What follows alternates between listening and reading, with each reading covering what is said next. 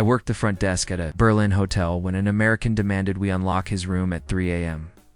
He'd been out drinking and forgot his key card. I explained he needed ID for security. He pulled out his phone, showed me his Facebook profile, and said, "That's me." In America, we have freedom of movement. I told him I needed his passport. He said passports were government tracking devices, and he'd left his at home in Florida. When I said I couldn't help without ID, he threatened to call the American embassy about his unlawful detention. I wasn't detaining him. He was standing in our lobby, free to leave any time. He spent 20 minutes explaining how property rights work in America before sleeping in a lobby chair. He checked out the next morning and left a review saying German hotels don't understand liberty. I document these culture clashes with precision, not judgment. Most people just laugh at tourists. I study the systems that shape them. If you're the kind of person who sees the deeper pattern here, subscribing keeps these insights coming directly to you. Australian bartender in Prague told me an American ordered a freedom pour of whiskey. When asked what that meant, he said, "No government regulations on how much you serve." She gave him a standard shot. He said that was communist rationing and demanded she fill the glass halfway. She explained that would cost more. He said in America, businesses could serve whatever portions they wanted. She said, "This is Czech Republic. You pay for amount." He paid for a double. Then complained it was socialist pricing. My favorite was the American in Amsterdam who argued with police about bike lane laws.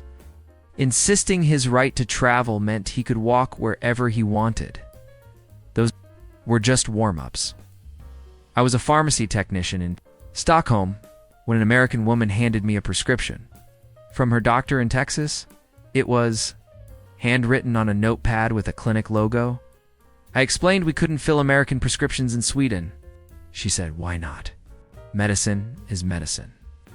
I told her Swedish doctors need to write Swedish prescriptions, following our regulations. She insisted her doctor was board certified and his prescription was valid anywhere. When I explained different countries have different pharmaceutical laws, she said, "That's ridiculous. We invented most of these drugs in America." I suggested she'd visit a Swedish clinic. She refused, saying she wasn't paying again when she'd already paid her doctor. She demanded to speak with the pharmacist. My supervisor came out, repeated everything I'd said in flawless English. The woman accused us of a conspiracy to force Americans into socialized medicine. She asked if we accepted her insurance. We don't process American insurance. She filed a complaint with the U.S. Embassy. About Sweden denying Americans access to health care. Channels treat stories like this as a random comedy, but you can already tell there's a bigger worldview colliding.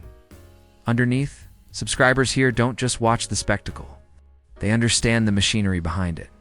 She left convinced we were violating international law.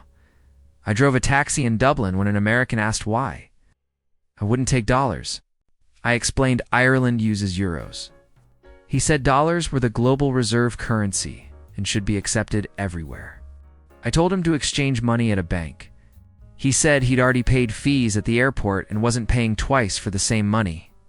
He offered me a $100 bill for a €15 fare, saying I could keep the change.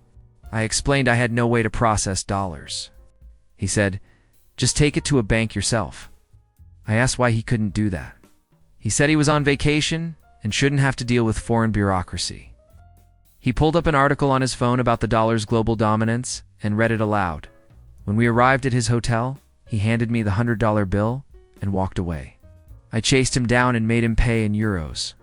He left muttering about how Irish people don't understand economics. His wife apologized. And paid properly?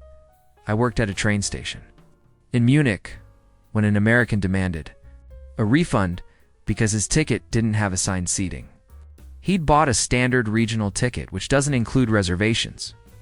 I explained that on regional trains, you sit wherever there's space. He said, "I paid for a ticket."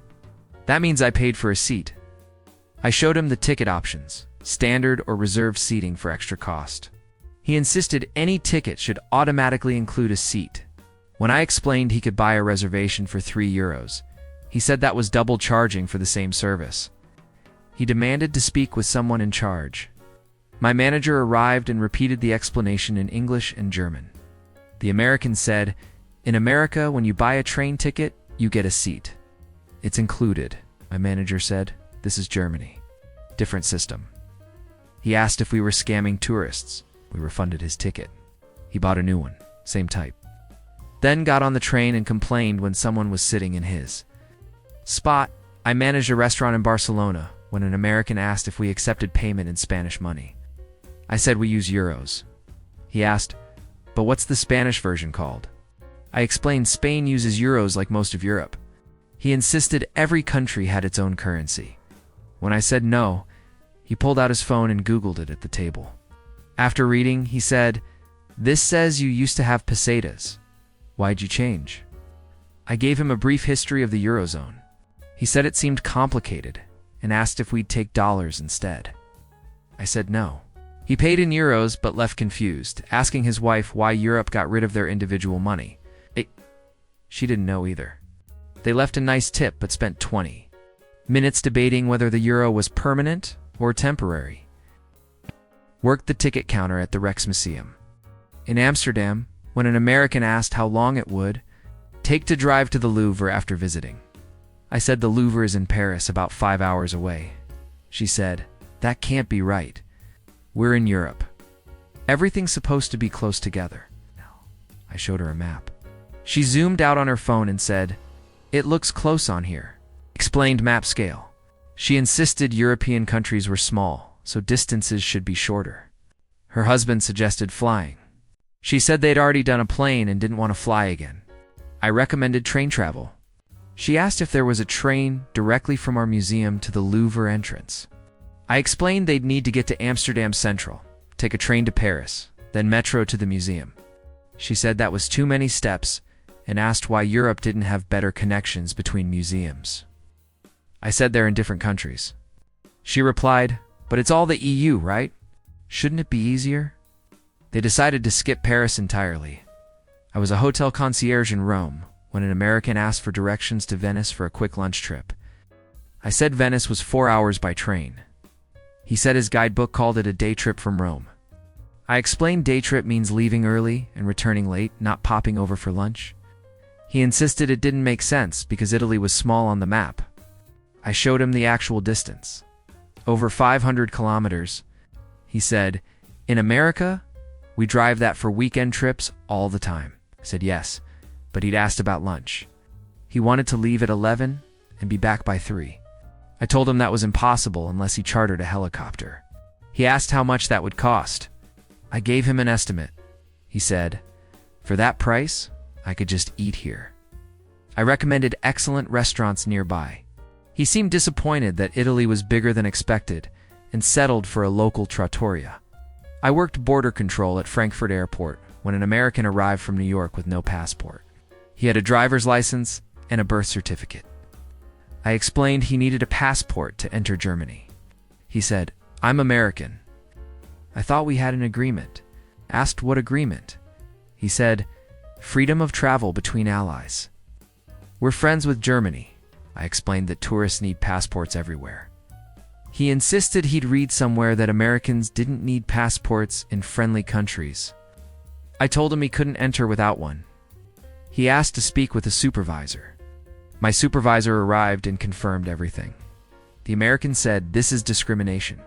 You're treating Americans like criminals." I explained passport requirements apply to everyone, including Germans visiting America. He said that was different because America has security concerns. I asked what he thought Germany had. He paused, then said, "But you're smaller. You need tourists." I told him we'd love to have him visit once he got a passport. He asked if his birth certificate proved citizenship. I said yes for America, but not for entry to Germany.